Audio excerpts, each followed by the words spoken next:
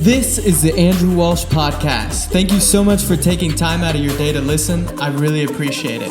I'm praying you can take away something from this episode that brings value to your life.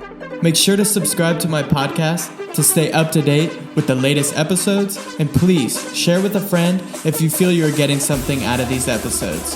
You can also follow me on Instagram at @A_Walsh. Let's fire it off. All right, what's going on, folks? I'm super fired up today. I have Brett Shoemaker. He is our guest today. It's crazy. As soon as Gemma and I became debt-free, we were so excited. Got a huge, roar of applaud from social media, made it on the Dave Ramsey page. And Brett reached out to me, never met him. We were talking through Instagram. He had an amazing story. And, it's an honor to have him as a guest on this platform. He's going to share an amazing testimony and cue us in on some wonderful things going on in his life. He's about to be celebrating his 10-year wedding anniversary with his wife as well. So it's an honor to have you on today, Brett. How you doing, my friend? And where are you coming from so the audience knows? Oh, man, Andrew, thank you. First of all, congrats to you and your wife on accomplishing that feat. It's huge. We applaud you, man. We think it's great. And we really, really appreciate you taking the time to bring us on today. So we're actually currently in East Texas. And, that changes from time to time, as we'll talk about, because our home is on wheels. So we're currently in the East Texas area and trying to make it and survive just like everybody else right now. Yes, sir. I love it. So I know you had actually paid off over $167,000 of debt within 19 months, and almost 137 of that was student loans in just 12 months. Man, I cannot wait to hear your story. I'm so juiced. Oh, man. So, yeah, it was a long road to get here. My wife works in surgery. Got a pretty intense job. With that job brought a lot of student loan debt, as it required a lot of education. So, we had some of mine residual from when I went to school. We're both healthcare professionals by trade, and we kind of got sick and tired of being sick and tired, right? As Dave says, and we started our journey basically at the point where we thought we were living that American dream. We had a house, we had the picket fence, we had, all the things you think in life set you up for success. But one thing that was missing was time. We didn't have a lot of time with one another, and reaching our 10-year, wedding anniversary right around the corner, it was becoming apparent that the lifestyle that we were living really wasn't the goal that we wanted for ourselves. So there was kind of that straw that broke the camel's back, and I'm sure you probably can relate to that, Andrew. Meredith came home upset from work one night, and her schedule was all over the place. And we basically just sat down and had a 2-hour conversation and said, that's it. And we had been watching, ironically enough, HGTV's Tiny House Hunters and Tiny House Living. Yeah. And I knew as a healthcare professional that we could potentially travel for work. And at the time, I had been a remote employee for, the last 8 years, really in my job. And I knew that as long as I had a stable internet connection, maybe had access to an airport if it required some travel, that we could do this. Her job was certainly the one that was more questionable. And we looked into contract type positions for her job and found that it exists. And then it became the question I asked her: could you live in an RV full time? Could we travel between your contracts every 3 to 6 months at a time, take our house with us, have our bed be the same? And that concept, little be known to us at the time, there's a term for that. And some of you may have heard of this, some of you haven't, but it's termed geo arbitrage. And Okay. That's basically the concept there is you basically live in high cost of living areas, or you have a high cost of living salary, but you live in low cost of living areas and pay low cost of living prices. So that was kind of what steamrolled us in that debt payoff direction. And in that first 12 months, it was all about that dedication. We aggressively sold, we budgeted, we finally looked at money coming in, money going out, and we buckled in, man. And we started our journey in October of 2018, and we hit final student loan payment for $137,000 at the end of October of 2019. So 12 months later, $137,000 was gone. Wow. Wow, Yeah, man. I just want you right now, just give yourself a pat on the back, Brett. I mean, for anybody who's listening, I know even for me and Gemma, we're looking at 54,000, like steep hill, but I mean, $137,000. That's why I started this podcast, mind, body, spirit. I know mentally you said you and Meredith were in a state where like we're not really spending that much time together. I'm sure, having that debt, like you and I talked on before we started filming today, it's like having weight on you. It's like having a weight vest, knowing like, yeah, I'm making money, but I have this to pay off. And, can you kind of cue us into, I know the mindset while you were in paying off that debt and you made the leap to like, we're going to change up the way we're living so that we can tackle this faster, and kind of segue that into the feeling of accomplishment and achieving paying off all those student loans. yeah, the mindset, man. That's what it's all about. I mean, you know, you can sit around and wish for things to happen, but at some point in time, you got to lock that mindset into telling yourself you can make it happen and you're going to make it happen. And that was where we were. I wanted to spend more time with her and doing the things that we actually enjoy doing, and that was really what pushed us over the edge. And once, Dave talks about the debt snowball. Some people in the FIRE movement, they talk about, debt avalanche methods on how to attack. So we did a combination of both, to be honest with you. So once you get that first little bit of taste of, oh man, we just paid that off, we can keep going. Like, all right, that gives you that extra motivation. You see a little bit come off, kind of like weight loss. About 6 years ago, I was 60 pounds heavier. I was on the verge of probably being a diabetic down the road. And I was sick and tired of being sick and tired of feeling the way I felt. And I lost 60 pounds over the course of 2 years. And I changed my, health outlook. So once I started seeing some of the weight go away and I got, more physically fit, that added more motivation to keep going. Same thing goes with finances, right?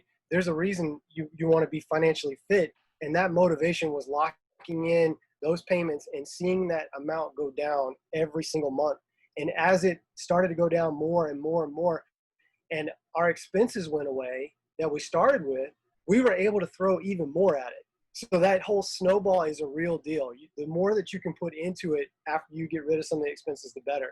We had one that was, relatively high as far as, credit goes, and the cost that we wanted to get rid of first. And it was mine. I've been dealing with forever. So we kind of tackled that one first and then did the rest of the techniques, kind of like Dave talks about with the debt snowball. But that was it, man. That we really wanted to lock in, and we got aggressive.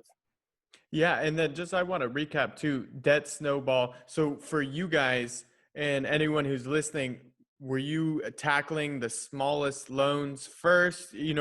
I just want you to explain it a little bit how you did it. Like, let's say you had 10 student loans equaling 50,000. She had 11 equaling 57,000, something like that. And you guys each would tackle the lowest one together. Yours, can you explain that, how you did it? Yeah, absolutely. Yeah. So that's exactly what we did. We had one outlier that was one of those loans that was classified as a student loan, but it wasn't. It was more like a personal loan with a high interest rate. So we wanted to get rid of that one first. So it was not our lowest balance. So the debt snowball is you start with the lowest balance of debt first, and then you go from there. So with that, once we paid that one off, then we rolled into the paying off the least amount owed and just snowballed it from there.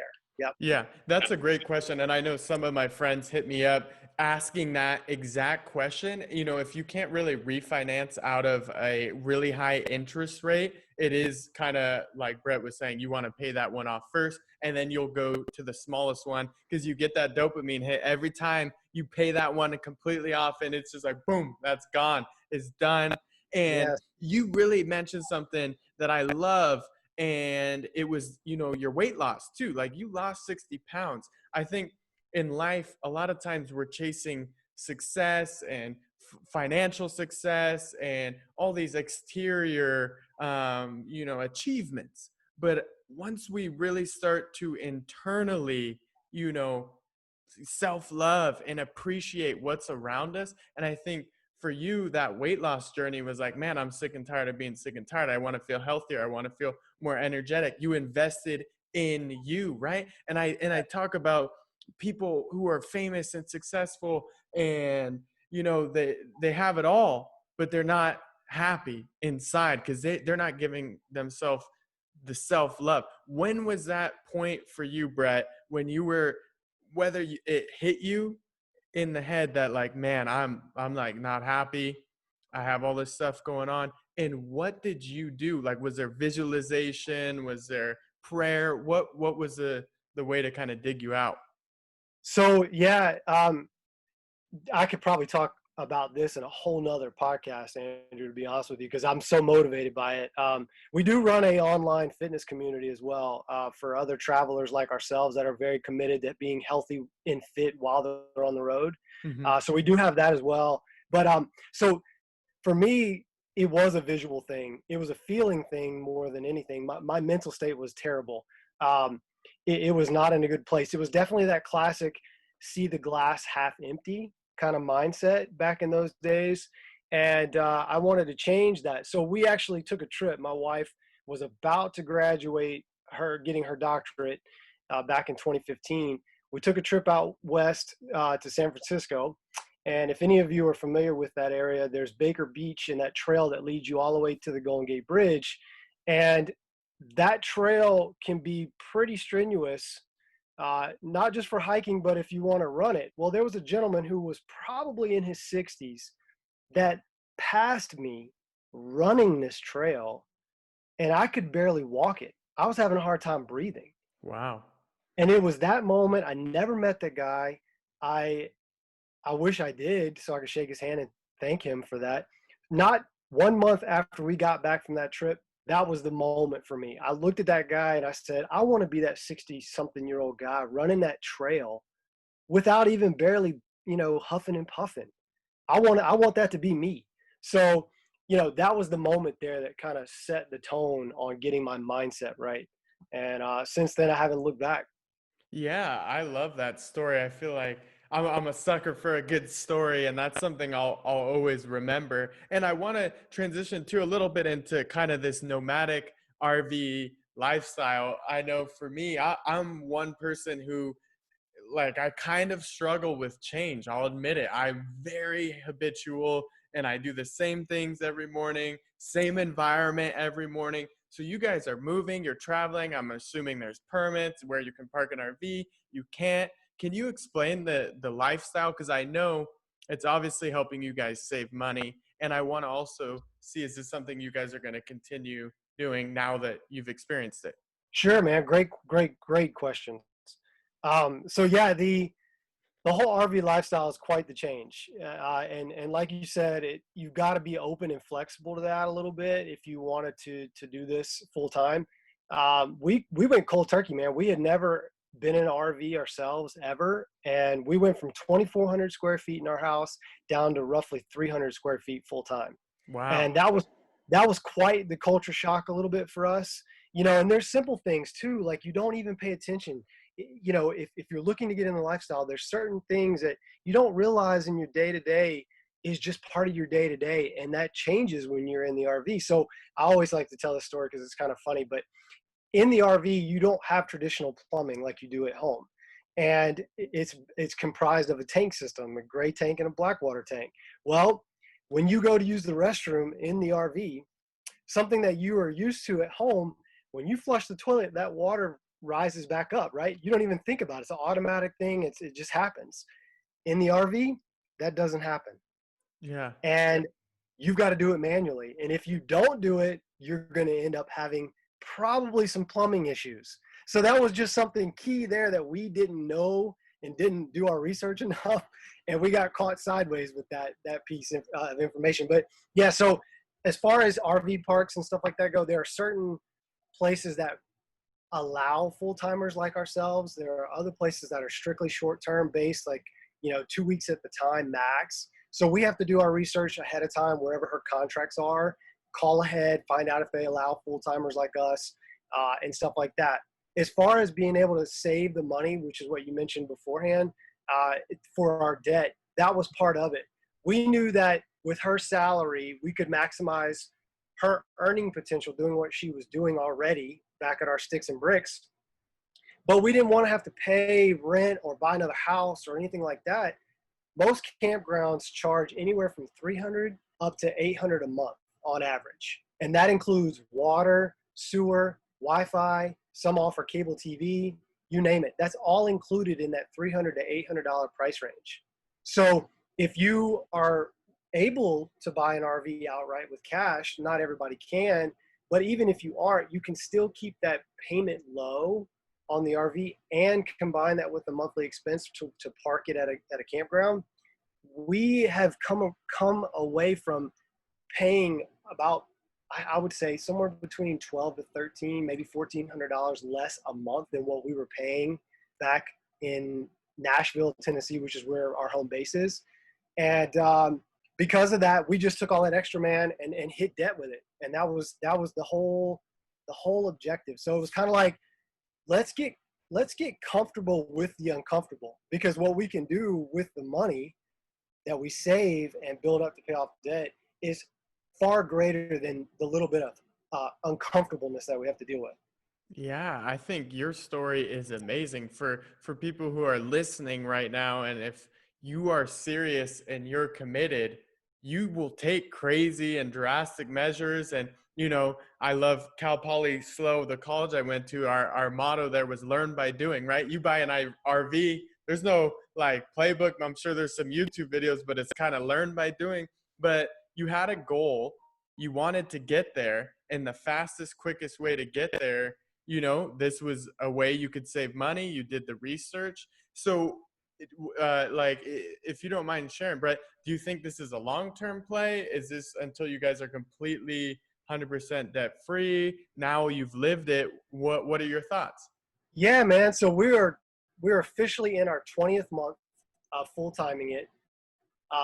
We started, like I said earlier, October of 2018. We initially started with a plan to just do this 12 months to see, because we had no idea about it. So we set a goal. We're going to pay our debt off in our student loan debt in 12 months, and we're going to survive being in the RV for 12 months. And it's hard to say survive because it's been far better than just surviving. So long-term speaking, we now had that conversation back in January when we left Virginia to come to Texas, that we have now committed for another 2 years, minimal. And Wow. those 2 years are going to be basically related to that retire inspired, like our friend Chris Hogan talks about from Ramsey Solutions. We're on a path to retire early now. That's our objective. And when we say retire early, sometimes people may interpret that as, us being lazy, so to speak. But for us, retire early is kind of like, we want to do jobs that make us happy. So for me, like doing health and fitness and trying to help motivate others with that. I just recently switched careers. I left healthcare after 17 years because of our debt-free journey and the reality of being financially independent. I was fortunate enough to leave healthcare after 17 years, and now I'm in a financial coach, lifestyle coach position. And that's something that's very passionate to me. I want to inspire and try to help others know that just because you came from X, Y, and Z doesn't mean that that is the life that you have to live. You have the ability to choose your life that you see fit, that works for you. And debt freedom is all part of that. So long-term, probably the next 2 years, Andrew, to be honest with you. And we hope to retire early, somewhere around that age 50 is where we're targeting, if we can make that a reality. So now the focus is, we got a little bit of debt left, but now the focus is heavy on our retirement and investing on what that is. We manage a vacation rental property remotely from the road as well. So we've got some things that we work on as well, in addition to finishing up our debt. Yeah, that's awesome. I'm curious to see, what kind of investment strategies you have. And I know before we get into that, you alluded to you leaving, your healthcare background and pursuing a dream of yours that I'm sure as you've gone through this, you realized, wow, this is really changing my life. I want to use the pain that I've been through of having all this debt and not knowing what to do to now I'm coming through it. I want to help people from where I've been. Do you mind explaining a little bit about what you do now as a job? Because I know your wife, she pretty much essentially travels and has different contracts. Right. Is that all over the nation? Is a certain part of states too? I'm kind of interested on both sides. Yeah, no, no, no, no. That's a great question. So for her, it's really nationwide. Her contracts, we will go where there is a need, and we will essentially go somewhere that, and that's part of being in the RV with our home on wheels, right? We're not limited to where we can and can't go. If San Diego calls us next week and says, "Hey, do you want to take a contract in October?" We're going to be like, "Yeah, we're in. We'll be there." So it's that flexibility there, and her work there. Now I will say, on her side, it's a little cumbersome because she's got to go through a pretty extensive process to get licenses by state. So every Okay. state does something a little different. So there's an application process. She's got to get approved, usually all those steps there before we can just commit to an area. We can't just go, and make that happen. So there's some licensing and state requirements that have to be met beforehand. So that's usually part of the stipulations with hers. But for the most part, we'll go where there's a contract available in our country. For me, work has been a lot of things. I've kind of got a mixed bag of different things that I do on a daily basis. And even so, when I was in healthcare, I worked, you name it. It's easier for me to tell you what I haven't done in healthcare than it is what I have done. But um, I worked as an X-ray tech. I worked in the cath lab doing pacemakers and stents, and then I transitioned into healthcare IT, doing the information technology side of healthcare, helping the clinical-based users and stuff like that. Now my entire focus is helping my wife Meredith with her contracts, making sure we stay organized from a tax perspective. She is a 1099, so there's a lot of requirements around organization and making sure we're good to go with the IRS on that. Like I said earlier, we self-manage a vacation rental cabin in the Smoky Mountains, and we do that from the road. So I manage all the bookings, all the pricing requirements, the marketing, you name it, I do that. And additionally, now as a lifestyle and financial coach, I'm still in the very early processes of building that out. I've come up with some programs to help, folks find their own path. And at the core, it's about money and being debt free and that whole cash is king mindset. That's the direction I'm going in. I'm very passionate about it. And this journey that we're on and getting debt free and becoming financially independent, it's hard to say that I wouldn't be able to be in this position, or my wife, we wouldn't be in this position if it weren't for the journey. But very much so, it is all attributed to us just making that change and committing to it. Yeah.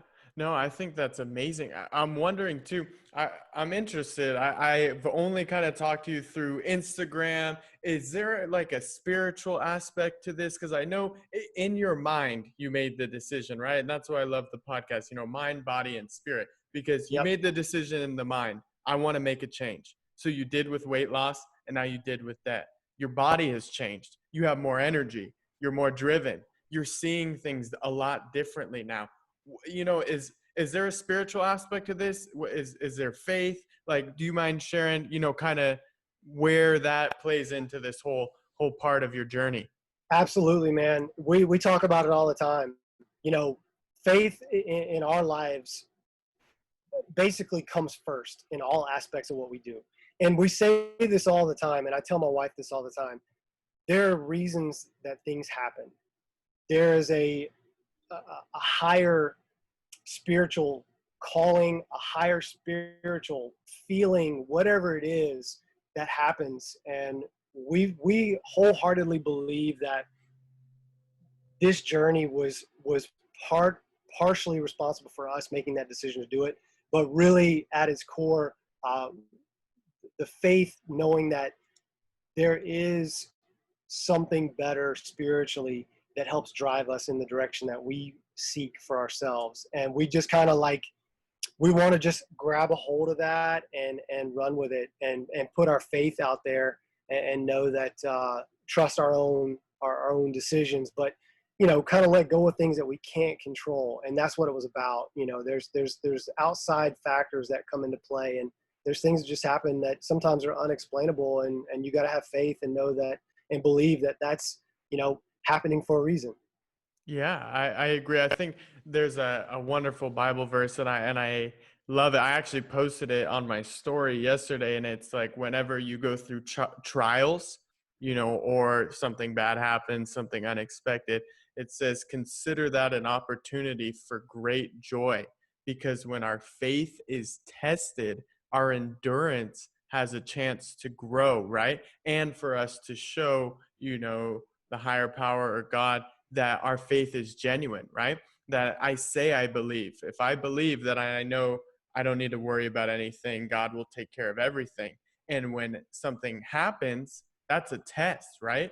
You say you believe, well, like they say, your true colors come out when you're under pressure or something crazy is going Right. on. Like, so do you Exactly. really believe? And if you're able to, in that moment, take a step back, take a couple deep breaths, embrace it, understand that this little hiccup or setback, it wasn't a setback, it was a setup to help Yeah. you grow. Because I always say, if you're struggling in an area of your life, God will continuously test you. Like, I know if you really don't have good patience, you're always in traffic, and it's not by accident. It's so that you can start learning to grow in that area and get better, right? So that on the other side, you pass that test, you can handle more, right? Because if God had just given you and Meredith all that money right off the bat, what would you have done with it? Would you have Right. utilized it? Would you have created your own business and wanted to help so many other people, right? So Yep. some of the struggle and some of the pain, you're using it now, man. And I'm I so love, proud of you. you said something that resonates, man. It's huge. And I want to say that again for everyone to hear it, because I heard it and it struck a chord just then. What we went through and, in the beginning was not a setback. God was setting us up for something better. And that Mm-hmm. is 100% accurate, man. Like, it could not be better said than that. And, you know, when we got married, man, we were committed to one another, like that. We wanted better lives for ourselves, and the life that we had, I think God kind of helped nudge us in that direction to make that change for us, because he knew that we are better together than separate. We are a team, and I think part of our journey was kind of God nudging us in that direction so we can make that change, so we can stay committed to what we set out originally when we got married almost 10 years ago. So 100%. Yeah, I really want to hear too, kind of what you would say. I always ask anyone who comes on the show, and I love this part. The listeners have been given great feedback. What are your three kind of life takeaways, or your credo, as some people would call it, that for everyone who's listening, you would want them to take away knowing from you, Brett? Man, that is such a good question, and I'll be honest. I wish I would have wrote them down because I have so many of them. If any of you follow us on Instagram or reach out and want to connect, I put out a lot of posts out there. I'm a big fan of Brene Brown. I'm not sure if any of you are familiar with Brene Brown, but she is a huge proponent in my life, in my wife's life. She kind of teaches, courage and vulnerability and how to experience joy and not steal from joy, not let, you know, the fear be the thief of joy. So for me, she is 100% one of those things where people that I love to read. She's got a great TED talk. She also is on Netflix, I believe. There was another individual out of Australia recently, and she mentioned something about being time rich. And if any of you have seen this TED talk, I believe her name was Lacey. It's about 14 minutes long, and she talks about the fire movement specifically. But one key thing in there that I live by is, for my wife and I, we want to be time rich. And that's something I mentioned earlier in the podcast, that, money at its core is relational. Money at its core is a tool. What you do with that money is all about your time. And your time is, do I work all of my life to pay for these things that maybe I don't need, or maybe it's things that I'm buying to impress others? Or do I take the time to understand that money is a tool to set me up for better success, so I can have time doing the things that I would rather do? So for me, the whole idea, time is money, is so true. And it's not, how much time do I got to commit to X, Y, and Z so I can make the money based on that time. No, it's wrong. If you flip that perspective and say, no, I get paid because of the quality of time I put into something. And that's the time that I get back in the long run. So time is money is a big one for me that I kind of live by. A lot of Brene Brown stuff. She talks about, fear being the thief of joy, and learning to live in the moment, experience that joy without having fear creep in and steal some of that away. Those are those big things. And those are kind of the sayings that we stay true to on our journey. We don't want to be fearful. We want to accept fear for what it is. We want to take it and flip it and make it motivational instead of something that kind of keeps us in a closet and backs us down. We want to look at it, stare at it face to face, and say, never again. We're not going to go through that again. You're not going to scare us into doing this or doing that. We're going to go full blown. We're going to be 2 feet in, whatever the case may be. So those are kind of at the core what we're all about, being time rich. So we have that time. We can, I'll say this too. What's the point of working your entire life when, one, you're not healthy enough to enjoy it when you get to the point that you can retire? Mm-hmm. 2, you've worked your entire life away. You didn't get the opportunity to explore and see things and do things. And now you're at retirement where, maybe there's something that you can't do that you could have done 20 years ago. So this RV journey kind of encompasses all those mindsets. Yes, it's about paying off our debts and setting us up for a financial independent a future, but it's also about enjoying the time we have now. We're in the RV. We've been to some awesome places. We've met some awesome people. I've been in and out of gyms and I've made more friends on the road. This blows me away. My wife and I talked about this the other day. We've made more friends on the road, Andrew, than we could have ever met being just stationary. Yeah. Like lifelong friends. And that's what it's all about, man. And so it's kind of like flipping that mindset of waiting to live your life at retirement and more about living it now and taking advantage and trying to figure out a creative situation that works for you now, so you can do a little bit of everything. Yeah, I love what you said about time rich. And I think that's something entrepreneurs and I'll admit I struggle with, right? Is I'm so goal oriented and task oriented that it's like, I want to get there. Okay, boom, I accomplished it. What's next? Boom, I accomplished it. What's next? One thing I definitely can say my wife has helped out so much with is, that old expression, taking time to smell the roses, right? You Yes. know, because so much of our day, and especially for people who work, stationary and aren't in an RV, our days are mostly the same. You wake up, you go to breakfast, you go to work, you come home, you eat dinner, right? So your days are mainly the same. So anything outside of the norm, quality time with your wife, a dinner, a time with friend, to be present in that moment, to be thankful and grateful for that opportunity. And my wife is so good, and I'm so thankful for her at celebrating little victories, whether it's a good, sales week or a big month. So we'll go to a nice dinner, or we'll stay in that weekend and just have quality time, and it prevents burnout, right? So that I definitely still get the dopamine from accomplishing that goal, and it's not like, okay, on to the next, on to the next. I think that time rich that you said is so important for everyone who's listening. Take time. It's working hard, having success is great, but the relationships you make, and looking at the sunrise, hearing the birds and the bees, taking in every aspect of your outside of your work life is so important. Absolutely, man. At the core, that's what life's all about. Stopping and smell the roses, like you talked about. Finding those little wins, those little moments that that remind you this is why I'm alive. And that's what we're on. That's the journey we're on.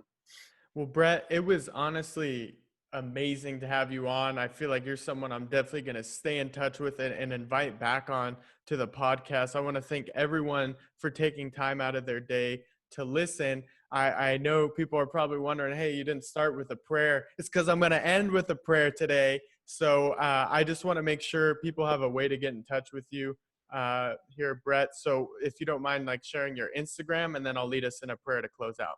Yeah, sure. Thank you very much. So uh, I'm big on Instagram. Probably the easiest way to get in touch with us there, or follow us, like us, whatever you want. Our Instagram is Driving Towards Fire, at Driving Towards Fire. We have a blog site, drivingtowardsfire.com. We're on Twitter, at Driving Fire on Twitter.